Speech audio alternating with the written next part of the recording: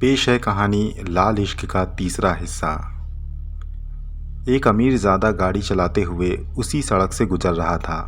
उसे अपनी ओर आता देख गुलफशा का चेहरा खिल उठा। वो सड़क के किनारे खड़ी गाड़ी की ओर देखती रही। गाड़ी चला रहे अमीरज़ादे की नज़र गुलफशा पर पड़ी तो उसने अपनी गाड़ी रोक दी।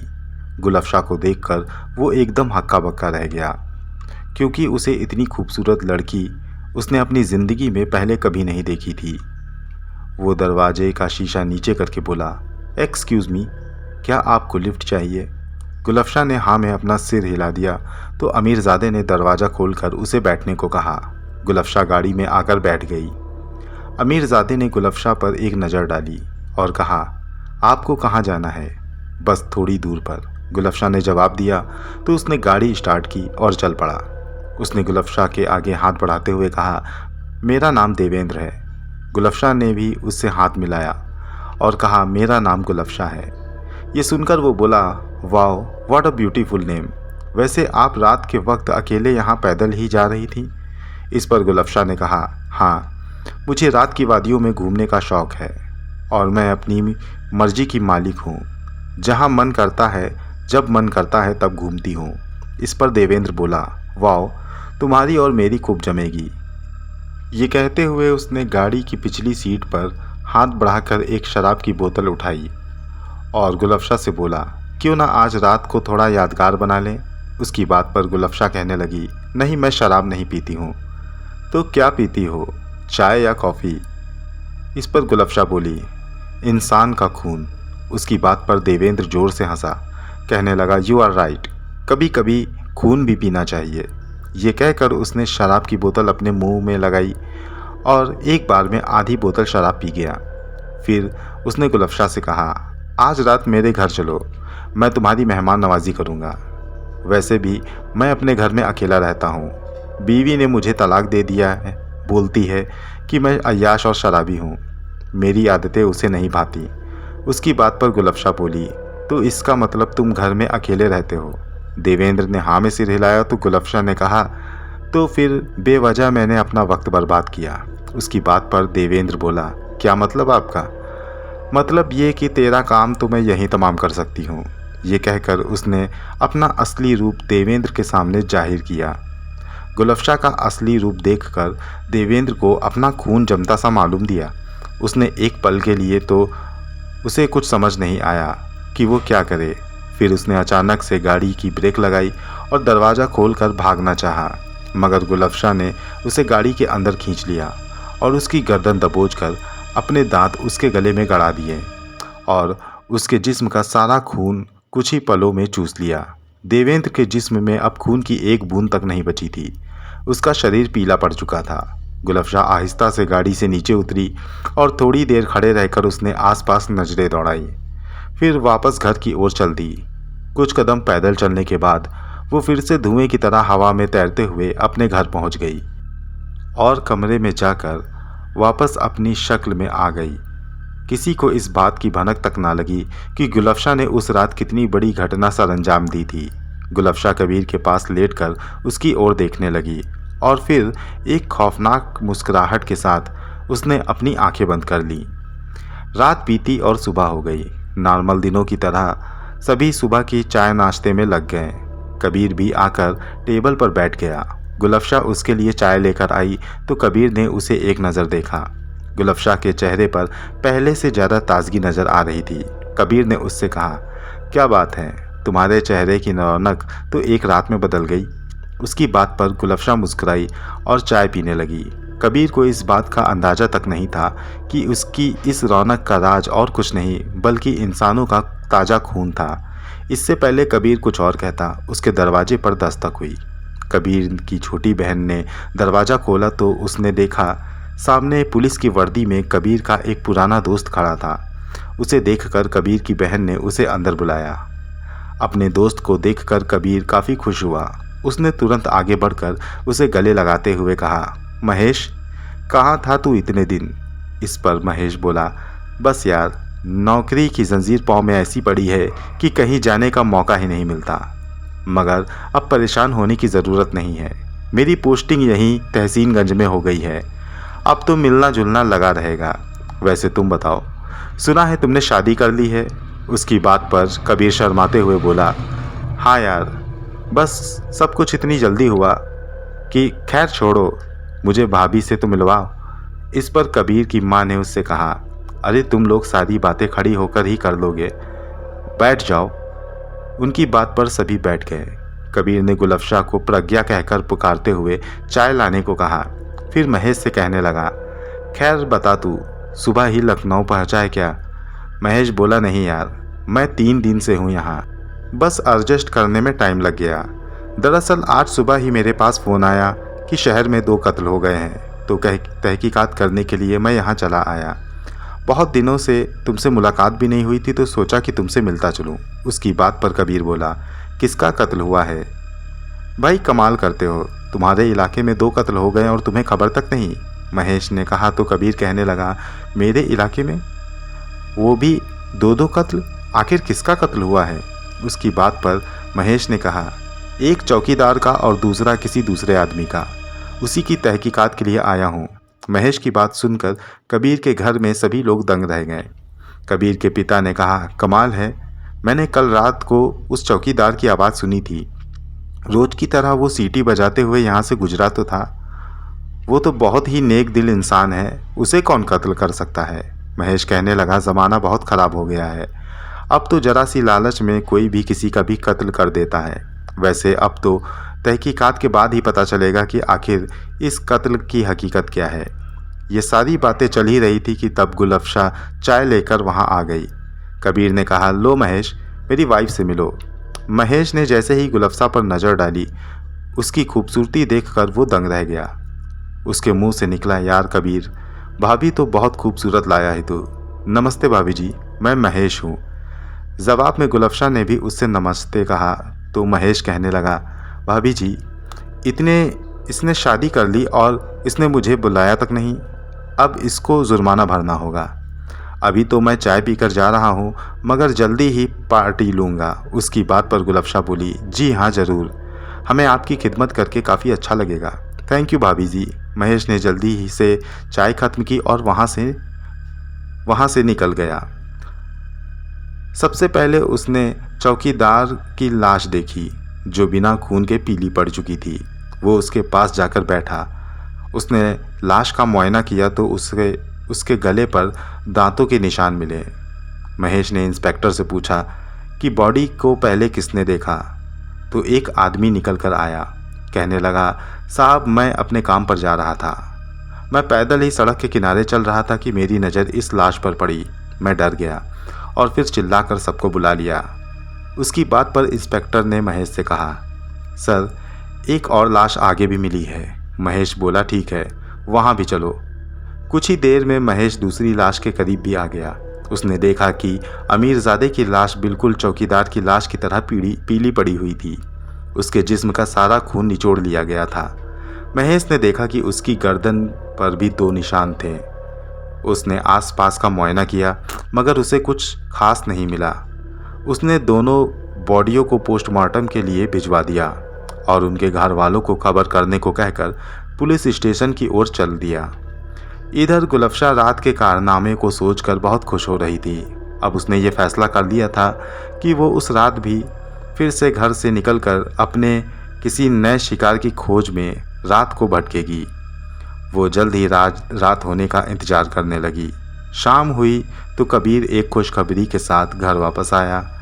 उसे नौकरी मिल चुकी थी। ये खबर सुनकर सभी लोग खुश हुए। उस रात पूरा माहौल खुशहाल रहा। फिर खाना खाकर सब अपने अपने कमरों में सोने चले गए। कबीर अपनी खुशी का इजहार गुलफशा से करता रहा और गुलफशा उसके सोने का इंतज़ार करने लगी। कुछ ही देर बाद कबीर को नींद आ गई और वो सो गया। एक बार फिर रात हुई। रात का सन्नाटा चारों ओर फैल चुका था। सब गहरी नींद में सो गए थे। गुलफशा ने फिर उसी अंदाज में अपनी आंखें खोली और बेड से उठकर कमरे की खिड़की के पास आ गई। फिर धुएं की शक्ल में वो हवा में तैरती हुई अपने अगले शिकार की ओर निकल पड़ी। वो हवा के साथ बहती हुई एक सड़क पर आ गई। रात के समय वहाँ इक्का दुक्का गाड़ियों का गुजरना हो रहा था। उसने वहाँ से एक बस को गुजरते देखा। जिसमें ढेर सारे लोग बैठे हुए थे। वो हवा में बहती हुई उस बस के करीब जा पहुंची। अंदर बैठे सभी यात्रियों पर उसने अपनी नज़र दौड़ाई। उसने एक हट्टा कट्टा नौजवान देखा। गुलफशा ने उसे अपने अगले शिकार के रूप में चुन लिया, मगर वो इसे इन सबके सामने नहीं मारना चाहती थी। इसलिए वो धुएं की शक्ल में बस का पीछा करने लगी। थोड़ी दूर चलकर बस रुकी और कुछ यात्रियों समेत वो लड़का भी नीचे उतर आया। पैदल चलते हुए बाकी लोगों से अलग होकर एक सुनसान सड़क की ओर मुड़ गया। गुलफशा भी उसके पीछे आ गई। उस रात के सन्नाटे में अब वो लड़का और गुलफशा अकेले थे। पैदल चलते हुए वो लड़का एकदम से रुका और पीछे पलटकर अजीब ढंग से देखने लगा और फिर सीधा अपने रास्ते पर चल पड़ा। गुलफशा अभी धुएं की शक्ल में उसके पीछे ही थी। उस लड़के को शायद इस बात की शंका हो रही थी कि कोई उसके पीछे है, इसलिए वो एक बार फिर से पीछे पलटकर देखने लगा। उसने चारों ओर अपनी नज़रें दौड़ाई और फिर अपने रास्ते पर चल पड़ा। इस बार गुलफशा बिल्कुल उसके पीछे बिल्कुल करीब आ गई और उसने अपनी खौफनाक शक्ल बना ली। उसके पीछे चलते हुए उस लड़के के कंधे पर उसने अपना हाथ रख दिया। घबराकर वो लड़का पीछे मुड़ा तो उसने गुलफशा का भयानक चेहरा देखा। वो भयानक चेहरा देखकर उसके मुंह से चीख निकल गई, मगर उसकी ये चीख सुनने वाला वहां पर कोई नहीं था। उसने भागना चाहा, मगर खौफ के मारे उसके पांव उसका साथ नहीं दे रहे थे। वो लड़खड़ाकर सड़क पर गिर पड़ा। गुलफशा उसके करीब आ गई और उसने उसकी गर्दन दबोच ली। उस लड़के ने अपनी जान की भीख मांगनी चाहिए, लेकिन गुलफशा ने उसे बोलने का मौका ही नहीं दिया और उसकी गर्दन पर दांत गड़ाकर उसका खून चूसने लगी। नौजवान लड़का तड़पता रहा और वो खून पीती रही। जब उसने उस नौजवान का सारा खून चूस लिया तो उसकी लाश को वो वहीं छोड़कर धुएं की शक्ल में आगे चल पड़ी।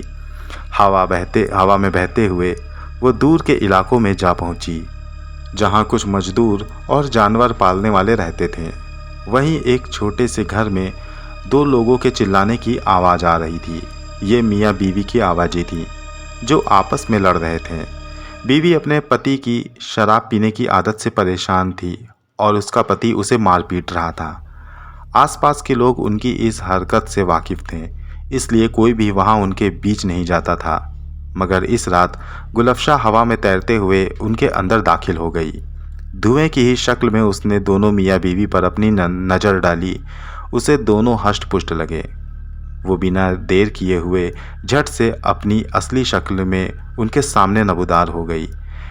इस भयानक बला को इस तरह अपने सामने नबूदार होता देख औरत बेहोश हो गई, मगर उसके पति को नशे की हालत में पहले तो कुछ समझ नहीं आया। जब उसने गौर से गुलफशा का चेहरा देखा तो खौफ के मारे उसका नशा छूमंतर हो गया। इससे पहले कि वो चीखता, गुलफशा ने उसका खून चूसना शुरू कर दिया। कुछ ही पल में उसने उस शराबी का सारा खून चूस लिया। फिर वो अपनी जगह से उठकर औरत के पास आ गई। उसने उस औरत का भी खून पी लिया और इस तरह से उन दोनों का काम तमाम कर दिया। अब वो हवा में बहने ही वाली थी कि तभी उसके कान में एक छोटी सी बच्ची की रोने की आवाज़ पड़ी। उसने देखा तो वहाँ 7 महीने की एक छोटी सी बच्ची पालने में रो रही थी। बच्ची बहुत खूबसूरत थी। उसे देखकर गुलफशा के मन में लालच आया। सोचा कि उसे भी अपना अगला शिकार बनाए। इसलिए जैसे ही उसने उसे हाथ लगाया, उसे बहुत तेज झटका लगा। वो 2 कदम पीछे खिसक गई।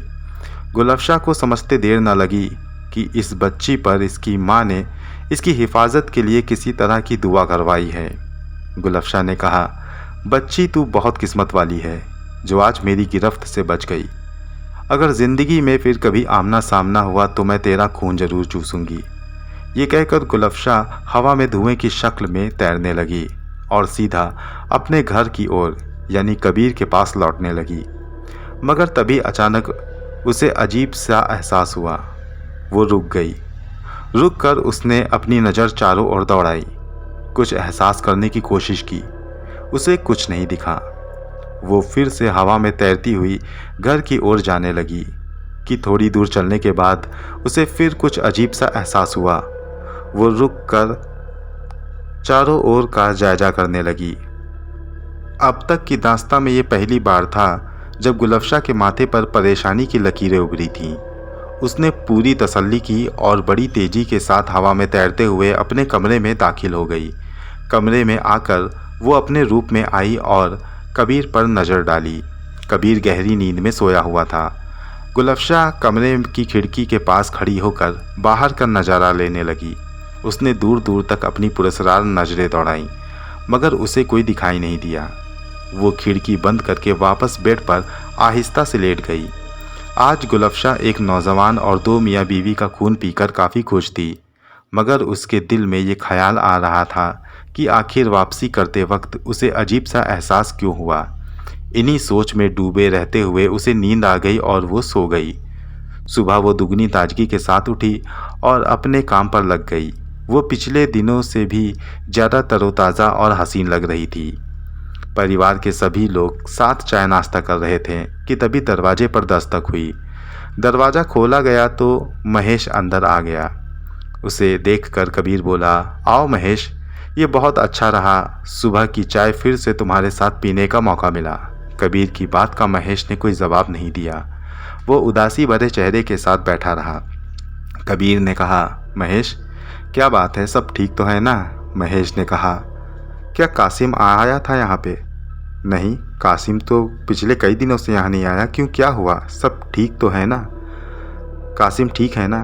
कबीर ने एक साथ इतने सारे सवाल पूछे तो महेश कहने लगा, कासिम बिल्कुल सही सलामत है, मगर उसके चाचा चाची का कल रात किसी ने बड़े पुरस्कार ढंग से खून कर दिया है।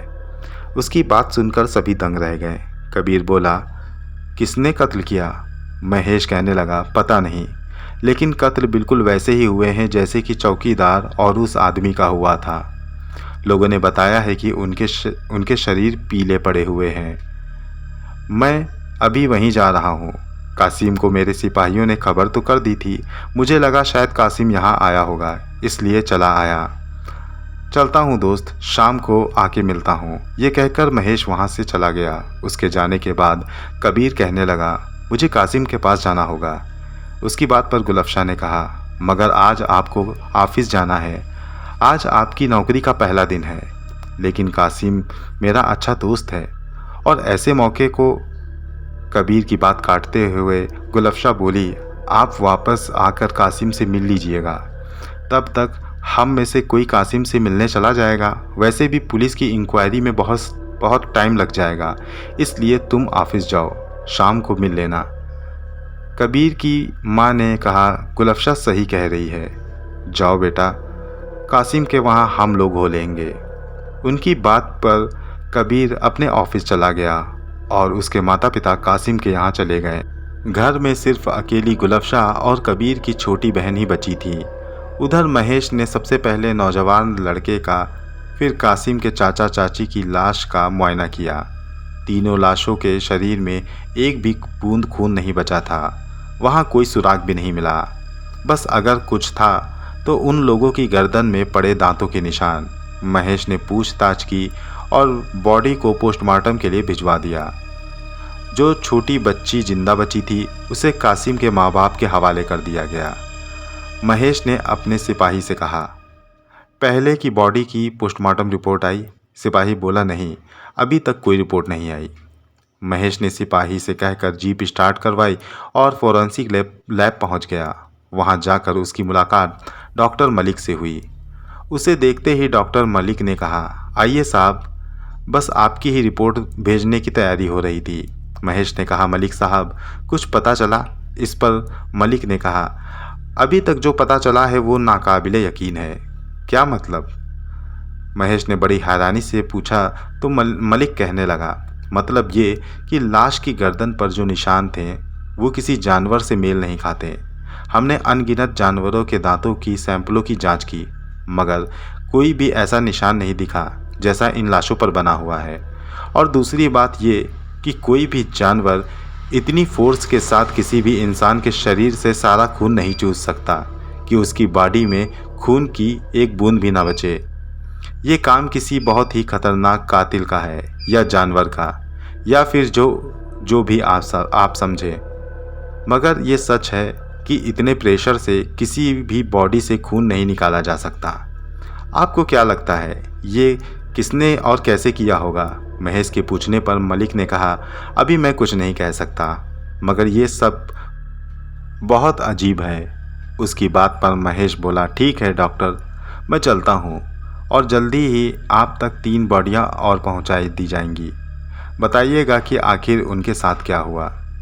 ये कहकर महेश गाड़ी में बैठकर वहाँ से निकल गया। वो सोचने लगा कि आखिर इन सब कत्लों के पीछे क्या राज है। आखिर कौन है जो इतनी बेरहमी से सबको मार रहा है? आखिर कौन हो सकता है इन सब का कातिल? महेश इसी उधेड़-बुन में लगा हुआ था और उसे ये मालूम न था कि असली कातिल आराम से घर में बैठी अपने अगले शिकार का इंतज़ार कर रही है। दोस्तों, ये कहानी जारी है। इसका अगला भाग मैं जल्द आपके पास लेकर आऊँगा। कहानी आपको कैसी लग रही है हमें कमेंट बॉक्स में अपनी राय से ज़रूर आगाह करें। मिलता हूँ अगली बार इसी कहानी के अगले हिस्से के साथ। तब तक के लिए गुड बाय।